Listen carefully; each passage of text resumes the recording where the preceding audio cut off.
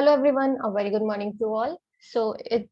With this video, we are starting with our second part of our P block elements, where we'll be covering the next three groups, that is group 15, group 16, and group 17. Group 18, that is noble gases, you have already covered in your previous semester, and we are done with group 13 and 14 in our previous chapter. So in this particular unit, that is P block elements 2, will be discussing about group 15, group 16, and group 17. So we'll be discussing about their general properties, their compounds like hydrides, oxides, oxyacids, halides, and in group 17 we'll be also doing some interhalogen compounds and polyhalide compounds. So in this particular video, we'll be discussing about the group 15, that is nitrogen family. So these are the elements of group 15. Atomic number of nitrogen is 7. Then comes phosphorus. Then we have arsenic. Then we have antimony. And then in the last we have bismuth. And the next radioactive element which is present here is that moscovium, which is having symbol is Mo. So that is the last element that is radioactive in nature, so that is why it is not much study. So while discussing the properties and compounds, we'll be discussing about these elements only. Will starting from nitrogen to bismuth, and the last member, that is moscovium, will not be included in our discussion, but yes, you need to memorize that. So the name is moscovium for the last element. So these are the elements. This is the electronic configuration. So general electronic configuration is for this group is going to be ns2 np3, where n is the period number. For nitrogen it is 2s2 2p3. For phosphorus it is 3s2 3p3. For arsenic it is having 3d10, that is introduction of the electrons is there. So electronic configuration is 3d10 4s2 4p3. For antimony, it is 4d10 5s2 5p3, and for the last one, that is bismuth, which we are going to discuss here, is 5d 4f14 5d10 6s2 6p3, which is the member of sixth period. So here we have the introduction of 4f subshell, due to which due to the poor penetration effect of d subshell and 4f subshell, we will going to that is going to interfere in many of the properties we'll be discussing in the general properties. Now coming to the first property of these elements, that is atomic radii. Now these are the values of atomic radii in picometer. So if we talk about these atomic properties, atomic radii, we can see that atomic radii for this group is increasing as we are moving down the group without any decrease. But yes, when we move from nitrogen to phosphorus, there is a difference of 30 picometer, 40 picometer, that is 70 for nitrogen it is, and for phosphorus it is 110. But when we move from phosphorus to arsenic, there is a difference of just 10 picometer. Now this difference is very small. Now the atomic radii has not much increased when we move from phosphorus to arsenic in comparison to that when we move from nitrogen to phosphorus. Now why this happened? This happened because of the introduction of 3d subshell, because of the presence of 3d electrons, which are having poor shielding effect, poor penetration, due to which the effective nuclear charge on the outermost shell is going to increase, and the size of the arsenic is not increasing as much as expected due to the presence of d subshell. Now similar is the case for when we move from antimony to bismuth, that is Sb to bismuth. There is also a difference of 10 picometer. This increase is also small. This is due to the presence of 4f subshell, that is 4f electrons, which are again having poorer shielding, even poorer than 3d subshell.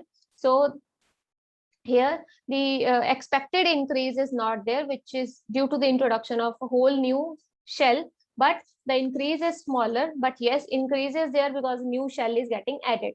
Now coming to the ionic radii, for ionic radii there is no particular trend, because the initial members are forming anions, and the higher members will be forming the cations. They'll be having metallic character, because as we move down the group, metallic character is going to increase. Nitrogen is electronegative in nature, it will form anions. Phosphorus is again also electronegative, it will form anion. Arsenic is also one which will form anions, but antimony and bismuth, they will behave as electropositive metal elements. So they will make 3 positive cations instead of 3 negative anions. So ionic radii for the corresponding anions and the cations have been given here. So for nitrogen, phosphorus, and arsenic, as these are anion sizes, ionic radii is also increasing as we are moving down. And for antimony and bismuth, because there is a loss of the large subshell, that is 4p subshell, so size is drastically decreasing due to the formation of cations, as cations are always smaller than the anion. So size for antimony, ion of antimony, that is tri-positive cation, is going to be smallest in comparison to the ions of the other elements. So, and next is bismuth, which is having ionic size of, for its tri-positive cation, is 103 picometer. Now, if we talk about electronegativity of nitrogen is having the value of 3, which decreases as we move from nitrogen to phosphorus, and also it decreases as we move down the group. Now, you can see that from nitrogen to phosphorus, the decrease is quite considerable, but when we move from phosphorus to bismuth, the decrease in electronegativity is not much. Now, this small decrease in electronegativity is due to the presence of filled D and F subshell. Due to their poor shielding, the electronegativity is not going to decrease that much, not going to decrease much in comparison to the expected one. So these are the corresponding oxidation states which are exhibited by these elements. Nitrogen can have the oxidation state from -3 to +5, and phosphorus, it can have -3 +4 +5 +3. So these are the oxidation state in which these elements exhibit different compounds. So we'll be discussing about these oxidation states while discussing the compounds of these elements. Now the next property is the ionization energy. So in general, as we know this very well, this is a universally acceptable fact for all the elements, that successive ionization energies are always greater in comparison to the earlier one. So ionization energy 3 is going to be higher in comparison to ionization energy 2, which is going to be higher than ionization energy 1. So again, ionization energies, we are not comparing here because some are forming anions and some are forming cations. So as ionization energy is the one which is required to remove the most loosely bound electron, so from the isolated gaseous atom. So here we are not drawing any comparison because only 2 elements are there which are having electropositive character, that is antimony and bismuth. Next is the metallic character. As we have already discussed, and metallic character is increasing as we are moving down the group. Now coming to the melting points and the boiling points. Now these melting points and boiling points, these are increasing down the group, because as we are moving down the group, the melting points and boiling points are increasing. Now there is an interesting fact about the boiling point, is that boiling point values are very much dependent upon the size and mass, because the bonding in between these elements is now because as we are moving down, the sizes are increasing, so boiling points are increasing as we are moving down the group. But in case of antimony and bismuth, they are having exceptionally low melting points. Now melting point is majorly dependent upon the type of intermolecular forces, or we can say type of intermolecular interactions which are present in between the different elements. So nitrogen, as we all know, it forms a diatomic, it exists as a diatomic molecule, so there is a strong covalent bonding. So for this we can say its melting point is going to be high, but for phosphorus, it exists as nitrogen is a gas, it is having a tetrahedral arrangement of four phosphorus, that is 4 phosphorus are combined. This phosphorus exists in the form of P4. So as this exists, this is having existence as solid. So melting point is increasing as we are moving from nitrogen to arsenic. Arsenic also exists, its bonding is like that of silicon, which is a metalloid. So this for sudden decrease for antimony and bismuth for melting point is due to the introduction of D block and F block elements. Due to that, metallic character is going to increase as these are having high metallic character, and for metals, because they are having metallic bonding, and metallic bonding is always weaker in comparison to that of covalent bonding. So that is why for them these melting points are decreasing. And also if we compare antimony and bismuth, bismuth is having further lower melting point. That is because of the size, because now both of them are having metallic bonding in their lattice. So if both are having metallic bonding, now metallic bonding in the element which is having bigger size is going to be weak in comparison to the one which is having smaller size. So here bismuth is bigger in comparison to antimony, so it is having further lower melting point in comparison to antimony. Now coming to the property catenation. Catenation exists in group 15 elements, but to a very small extent. So in comparison to carbon, catenation exists in the group 15 elements to a very small extent due to low bond dissociation energy, as we have discussed in the catenation property while discussing the properties of carbon family. So there we discussed catenation in detail. That was where we discussed that catenation is majorly dependent upon the element to element bond, the amount of strength of the bond. So carbon carbon bond strength is bond energy of carbon carbon bond is 353.3 kilojoule per mole, but in case of nitrogen bond is having bond energy of 163.8. so catenation is going to weaken because bond dissociation energy is low, or we can say bond energy is very low. So although some compounds do exist where nitrogen number is just 2 to 3, where catenation ranges from just 3 nitrogens are there in a molecule, and same is the case with nitrogen and phosphorus. So they are directly bonded. The examples are azide, hydrazine, P2H4. So these are the examples where catenation do exist, but catenation maximum catenation here is the number of elements present in a single compound ranges from 2 to 3. Now coming to the next property, that is allotropy. Except for nitrogen, allotropes of all other elements are known. Group 15 elements are known for their allotropes are named after their appearance, the color they exhibit. So phosphorus is having 3 allotropes, that is white, black, and red. Next is arsenic. It is having 2 allotropes, which is one is yellow in color, other one is gray. Similarly, antimony's 2 isotopes are yellow and silvery gray. So this is how allotropy exists. Now coming to the elemental state and chemical reactivity. Elemental state of these elements for group 15 elements is nitrogen exists as diatomic molecule with multiple bonding. So it is having high bond strength. It is gaseous in nature. Its physical state is gaseous. Next we have phosphorus.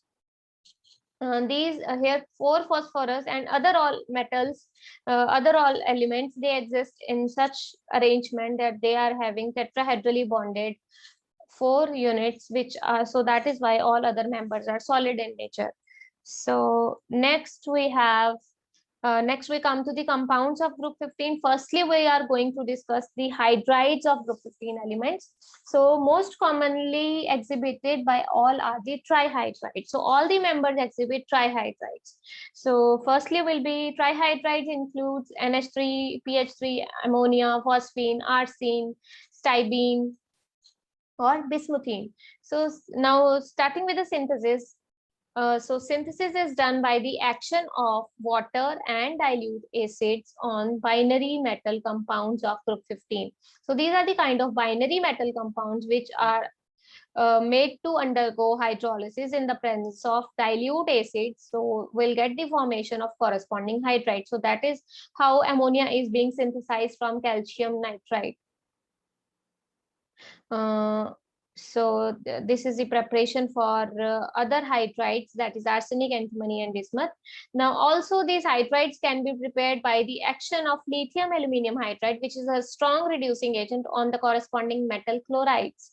So metal chlorides are made to reduce in the presence of lithium aluminum hydride. We'll get the formation of corresponding hydrides. So for specifically, we talk about ammonia. Ammonia is at industrial scale, as ammonia is industrially very important. Its manufacturing process is well known, that is Haber's process, which is called as Haber's process. So ammonia is prepared using Haber's process. The reactions of the Haber's process will be discussing when we'll be discussing about ammonia in particular. So next is bismuth hydride. This is quite unstable and decomposes at room temperature to give bismuth and corresponding hydrogen gas. Now coming to the structure, all these hydrides are covalent compounds with pyramidal geometry. As there are, we can see, if we talk about particularly ammonia, the structure is going to be similar. They are having pyramidal geometry because ammonia is making 3 bonds, that is, it is having 3 bond pairs and 1 lone pair. So geometry is going to be pyramidal. It should be tetrahedral as the number is 4, but due to the presence of lone pair, it is called as pyramidal geometry. And the for pyramidal geometry, the hybridization is sp3 hybridized. Nitrogen is going to undergo sp3 hybridization and will get 4 sp3 hybridized orbitals, where 3 bond pairs will occupy the sp3 hybridized orbital. One of the sp3 hybridized orbital will be occupied one of the lone pairs which is present with these elements. Now if we look at the bond angles are always in between the bond pairs. So these bond angles are having these values. For ammonia, the bond angle is 107 degree, which is quite close to 109. Now due to pyramidal structure, due to the repulsion of lone pair bond pair repulsions are more than the lone bond pair repulsion. That is why the angle decreases to 107 degree. But for phosphine, there is a huge decrease in the bond angle, which is around nearly 90 degree for all other members are having bond angle of this. So this suggests that there is no hybridization, because if hybridization would have been there, the bond angle should be around 109. It should be plus minus 2-3 degrees, or plus minus 2-3 degrees, close to, it should be close to 109. So the bond angles of around 90 degrees suggest that these electronic configuration, outer electronic configuration for nitrogen is ns2 np3. So for these electronic configuration or is also same, that is ns2 np3 for phosphorus, arsenic, and antimony and bismuth. So what happens there is this bond angle is suggesting that the ns2 and 3p orbitals are not undergoing hybridization. Rather, the p orbitals are directly making bonds with the 3 hydrogens by sharing their electrons. So that is how they are making the covalent bonds. Now in these 3 cases, what will happen? The lone pair is present in the pure s orbital. So as we all know that electronegativity of the s orbital is higher in comparison to the p orbitals. So here the electronegativity of lone pairs in case of these elements are going to be higher. So this whole discussion is based upon the Drago's rule. Drago was a scientist who discussed this, that based upon the bond angle, the hybridization does not exist for the higher members except for the first members. All the members that is from 2 to 5th, they do not exhibit hybridization. So that is why they are having they are having lone pairs in the pure s orbitals rather than having lone pair in the sp3 hybridized orbital. So that is why all the lower hydrides are not basic in nature, because their lone pair is not ready to donate its electron, but ammonia is having its lone pair in case of in lone pair in sp3 hybridized orbital. So it will behave as a base and it can easily donate its electron and it will behave as a base.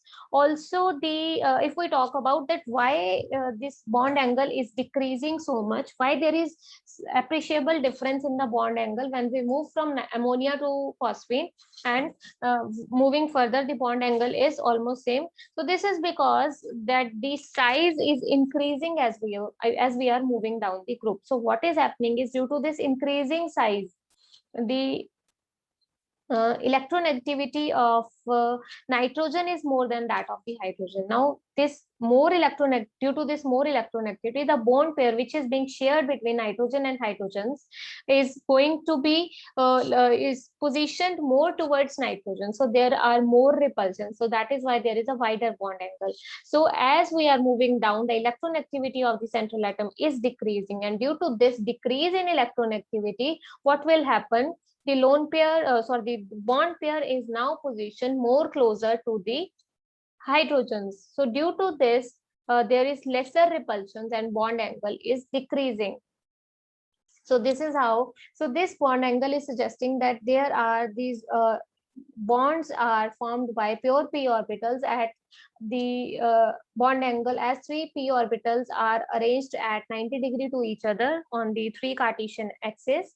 So that is why the bond angles are very much closer to 90 degree. So due to this, the basic strength is decreasing as we are moving down the group. These cannot behave as base. These do not react with any of the acids to give the formation of corresponding salt. Only ammonia is the one which is going to behave as a base. So this is due to the decreasing bond angle, that there is lack of hybridization, and these, due to the absence of hybridization in these members or in these hydrides, these cannot behave as a base. Also, the bond angle is decreasing because of the decreasing electronegativity of the central atom. And also one more reason is there for the basic strength, that the all are having lone pairs and all are basic, but still they cannot behave as base. So this, due to increase in size of the central atom, it will lead to decrease in electron density. So thus basic strength will decrease.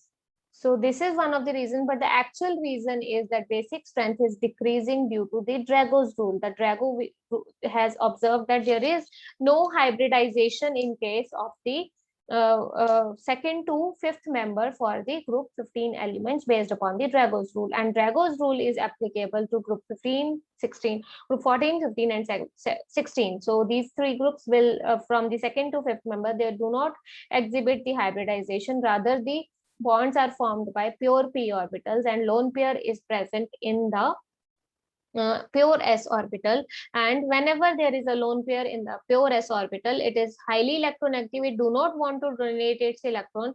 So here I'm not talking about the electronegativity of phosphorus is more than nitrogen, but the electronegativity of lone pair present in phosphorus is higher than the electronegativity of lone pair present in nitrogen, because in case of nitrogen, the lone pair is in sp3 hybridized orbital, whereas in phosphorus and other higher members, lone pair is present in the s orbital. So that is why it is more electronegativity. It is very reluctant to lose its electrons, so they do not behave as bases.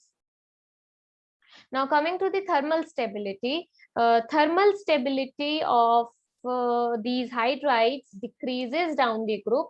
So this decrease in thermal stability is due to increase in size, due to which covalent bonding, the strength of covalent bonding decreases, because now the as we are moving down, the size of the central atom is increasing, and they will not be able to make stronger bonds with a small size hydrogen. So strength is decreasing. As the bond strength is decreasing, it will be easier to release the, to break the metal hydrogen bond, which, so that so this is because the thermal stability in decreasing, and whenever there is a weakening of metal hydrogen bond, that means it can lose its hydrogens easily, so it will behave as very good reducing agent. So we can say reducing character is increasing down the group, because metal hydrogen bond is getting weaker and weaker. Now coming to the boiling points of the hydrides are increasing as we are moving down the group due to increase in size. Thus van der Waals forces are increasing, because van der Waals forces are the ones which are present in between the molecules. But in case of ammonia, there is hydrogen bonding, as we have already discussed in our first, or we can say second unit, where we discussed about the hydrogen bonding, that hydrogen bond strength is always greater than the van der Waals forces. So whenever there is comparison between hydrogen bonding and van der Waals forces, hydrogen bonding is going to win, and interactions between the hydrogen, the strength of the hydrogen bonded molecule is going to be more, and boiling points are going to be higher for the hydrogen bonded molecules.